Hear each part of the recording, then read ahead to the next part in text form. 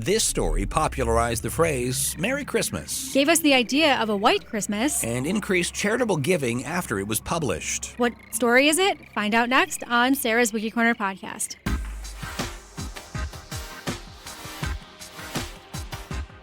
It is time for Sarah's Wiki Corner. Hello, Sarah. Hello. Wiki Corner today brought to you by Niblack Foods in the Genesee Valley Regional Market. What are we learning about today on your Wiki Corner? Well, we're right in the middle of our theme week on 5 people who shaped Christmas. Yes. And today we're talking about Charles Dickens. Oh, yeah. Who, of course, wrote A Christmas Carol. Yeah, big time. That was first published in 1843. Okay. So by the end of 1842, Charles Dickens was a well-established author with 6 major works, as well as several short stories, novellas, and other pieces. Oh, novellas. The seeds for the story became planted in Dickens' mind during a trip to Manchester to witness the conditions of the manufacturing workers, where he was angered by seeing children working in appalling conditions. Yeah, that's not good. The suffering he witnessed there was reinforced by a visit to one of several London schools set up for the education of the capital's street children.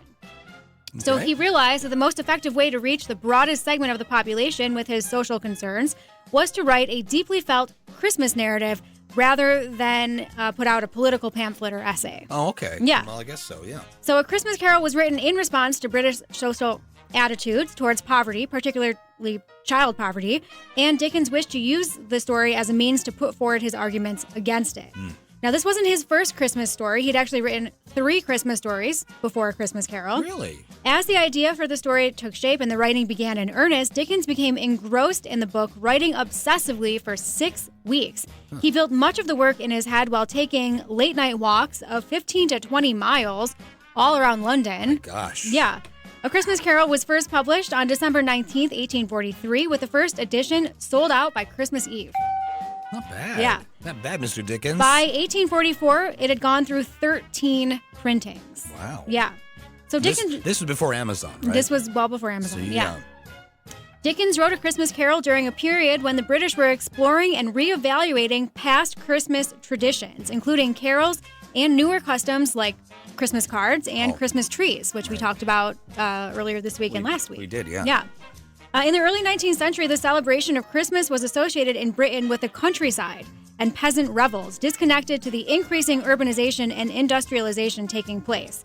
In A Christmas Carol, Dickens showed that Christmas could be celebrated in towns and cities despite increasing modernization. Sure. The phrase Merry Christmas had been around for many years. The earliest known written use was in a letter in 1534, but Dickens' use of the phrase in A Christmas Carol popularized it among the Victorian public. So people started saying Merry Christmas a lot more. Well, it's so funny to think that there was a time when people didn't say that. You know, I mean, Christmas has been around a long time, Right. obviously. Yeah. But people didn't say Merry Christmas Right. until Yeah. this, yeah.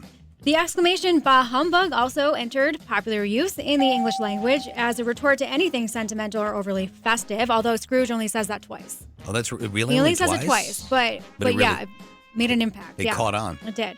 The name Scrooge became used as a designation for a miser and was added to the Oxford English Dictionary in 1982. So he just came up with the name Ebenezer Scrooge out Yeah. of thin air. Yeah. Yes. Wow, that's wild as well to think that Scrooge didn't mean that Right. at some point. The notion of white Christmas was popularized by Charles Dickens' writings. The depiction of snow-covered Christmas season found in A Christmas Carol was apparently influenced by memories of his childhood, which coincided with the coldest decade in England in more than a century. Oh, wow. Yeah.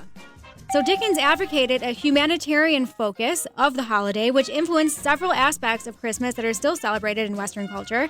Dickens catalyzed the emerging Christmas as a family-centered festival of generosity. Shortly after the book was published, there was a rise of charitable giving happening in Britain, and many believe this was due to how the story was making people feel. Wow. Yeah. The book made a big impact. In 1874, author Robert Louis Stevenson, after reading Dickens' Christmas books, vowed to give generously to those in need. And in the early years of the 20th century, the Queen of Norway started sending gifts to London's children signed with Tiny Tim's love. Oh, wow. Yeah. Cute. So Dickens was the first famous writer to give public readings of his work, and his first reading was A Christmas Carol. Over the years, he read the tale in an abbreviated version 127 times until his death in 1870. You'd think he'd have it fully memorized by You'd then. think so, yeah. Cut it way down, though. A Christmas Carol has never been out of print, and has been translated into several languages. It was adapted for the stage almost immediately and has been adapted for film and television more than any of Dickens' other works. Yeah, there's a lot of when you type in movies kind of about not necessarily called A Christmas Carol, but ones that are related to it. Like there's a movie with Bill Murray called Scrooge, which came out in the 80s. There's the Muppets Christmas Carol. Sure. There's all these like ones that take the story and make them either modern or they take a twist on it. Pretty cool. Yeah. All right, you picked out a record to go along with Charles Dickens, did you, Sarah? Well, since he kind of popularized the idea of a white Christmas, we're going to play White Christmas by the Drifters. We'll do it. Sarah, thanks so much. You're welcome.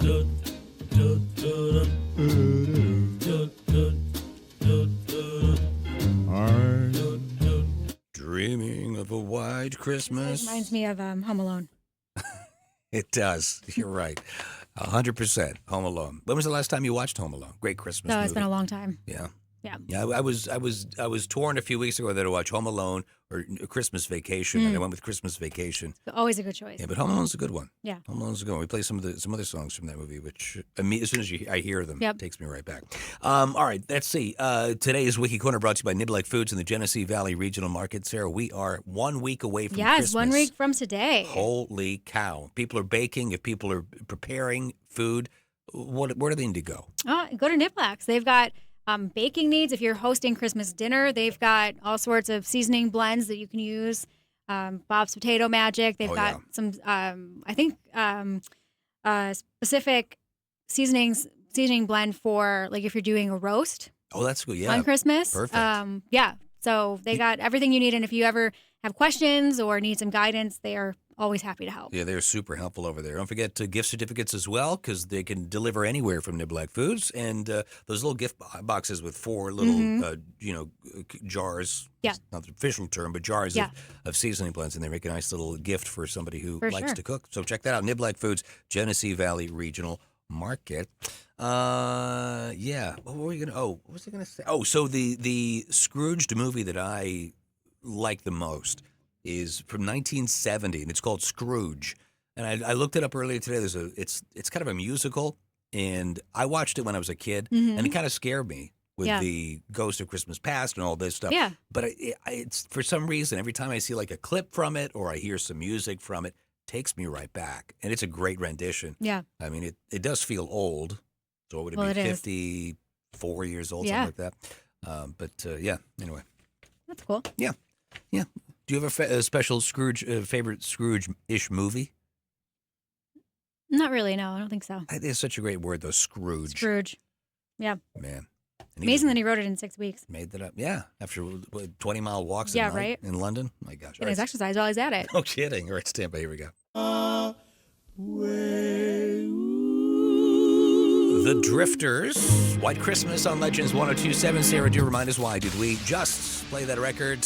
Well, because we were talking about Charles Dickens. Yes. Who popularized the idea of having a white Christmas. You sure did. Let's recap 3 things we must take away from today's Wiki Corner. Are you ready? Ready. Go. Okay, A Christmas Carol popularized the phrase Merry Christmas. Charitable giving increased after publication of A Christmas Carol. And A Christmas Carol has never been out of print since 1843. 1843. It's hard to believe that all those things, Merry Christmas, people didn't really say that before 1843. Yeah. The term Scrooge didn't exist before 1843. All these words and terms that are kind of part of our lexicon now that just didn't exist back then. Yep. And the White Christmas thing, too, wasn't even a big thing, you said, Yeah. before the book. Folks want to learn more about Charles Dickens. Sarah, where do they go? What do they do? You can go to my Wiki blog. If you go to legends1027.com, on the homepage, there's a link that takes you to my blog where I post everything I talk about every day. And here's the deal. If you want to know what Charles Dickens looked like, you should look it up, because I've read Tale of Two Cities. I've seen the Christmas Carol, all this stuff. Yeah. Didn't realize what Charles Dickens looked like. And a bit of a surprise. Unique hair, that's for sure. Well, it was a different time. It was a different time. But still, unique hair. You must check it out. You can always, and if you watch on Facebook when we do this live, you can actually see pictures that we put up to go along with what we're talking about. So Facebook Live every day at 4:10. Plus, you can catch the archives up on YouTube. Search Sarah's Wiki Corner. They're all up there. It's brought to you by Niblack Foods in the Genesee Valley Regional Market. Sarah, thanks so much. You're welcome. Back tomorrow, episode 4 of Your 5 People Who Shape Christmas. Absolutely. Traffic and weather on the way on Legends 102.7.